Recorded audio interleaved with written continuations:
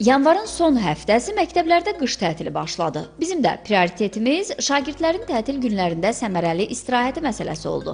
Zəmanə uşaqları istirahətlərini də faydalı keçirirlər. Gəzmək, əylənməklə yanaşı həm də repetitor yanına gedir, əlavə məşğələlərə və kurslara üz tuturlar. Məsələn, bizə sadə kərpiçlər kimi görünən legolar artıq uşaqların yaradıcılığını, məntiqini və texnologiyaya marağını formalaşdıran bir tədris alətinə çevrilib. 65 ildən çoxdur ki, bu kərpiçlər bütün dünyada fərqli yaş qruplarını yaradıcılıqla bir araya gətirir və hazırlanması heç də göründüyü qədər asan deyil. Qırmızı sensoru görəndə əllərini fırladır. Yaşıl görəndə ayaqlarını fırladır. Yaradıcı düşüncə varsa, hətta tullantı hesab etdiyimiz əşyalara da ikinci həyat vermək olar. Yeri gəlmişkən, tətili fürsət bilib uşaqları Tullantıdan Sənətə muzeyinə də apara bilərsiniz.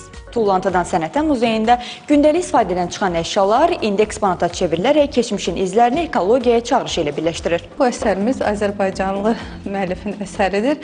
Əsərdə siz şərq gözəlini görə bilərsiniz. Burada müxtəlif ornamentlərdən, hissəciklərdən istifadə olunub.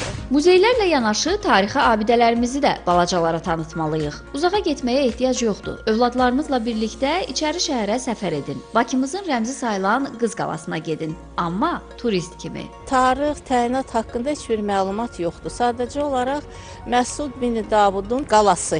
Yəni belə gedir. Haqqında çox sayda əfsanələr yazılan Qız Qalası maylı qala üzərində durduğuna görə qalanın hündürlüyü şimaldan 31, cənubdansa 28 metrdir.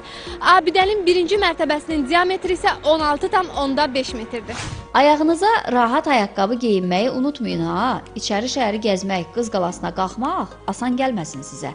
Havaya da ki etibar yoxdur. Yəni ayaqqabı seçiminizə diqqət edin. Qış ayaqqabılarını xüsusilə də çəkmələri elə seçib alın ki, sizi yarı yolda qoymasın. Qış ayaqqabılara uyğun olmayanda bu tip üsullara əl atırıq, amma bu da müvəqqətidir. Bəs doğru ayaqqabı necə olmalıdır? Hansı materiallara üstünlük verməliyik? Dəri örtüyünün olması, ayaqqabı örtüyünün su keçirməz olması daha önəmlidir. Köhnəlmiş ayaqqabılarımızı da ki, əksər hallarda bir kənara qoyur və ya atırıq. Halbuki gün qulluq və peşəkar müdaxilə ilə bu ayaqqabılar yenidən istifadə üçün yararlı hala gətirilə bilər. İndi bir ustanın yanındayıq, ayaqqabılara ikinci həyat verəcəyik.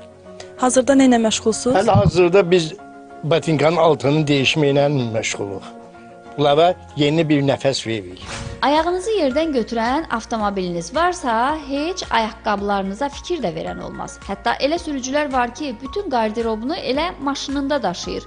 Söhbət xanım sürücülərdən gedir. Hələ avtomobildə olan aksesuarları demirəm, heç düşünmürsünüz ki, bütün bunlar sizə mane ola bilər? Maşınların içərisində aksesuar əşya və ya müxtəlif oyuncaqlar olur, amma bütün bunlar sürücülərə maneə yaradır, hətta ciddi təhlükələrə də səbəb ola bilər. Maşının ön hissəsinə, şiştin üstünə əşyalar qoymamağı məsləhət görürük. Çünki ani tormozlama, ani qazlama və yaxud da hər hansı bir manevr zamanı bu əşyalar düşə bilər, bizim diqqətimizi yayındırıb qəza şəraiti yarada bilər. Hətta ən pis halda, ən dəhşətli halda pedalın altına gidib tormoz və yaxud da ki, qazlanmanın qarşısını ala bilər. Salonu təmiz olan avtomobillə yola çıxmaq da rahat olur. Səfəriniz varsa, elə indidən nəqliyyat vasitənizin içərisini səliqəyə salın. Təmizləyin, nəyiniz varsa yığın bagaja. Yolunuzun açıq, səyahətinizin gözəl, həftə sonunuzun xoş keçməsi diləyi ilə.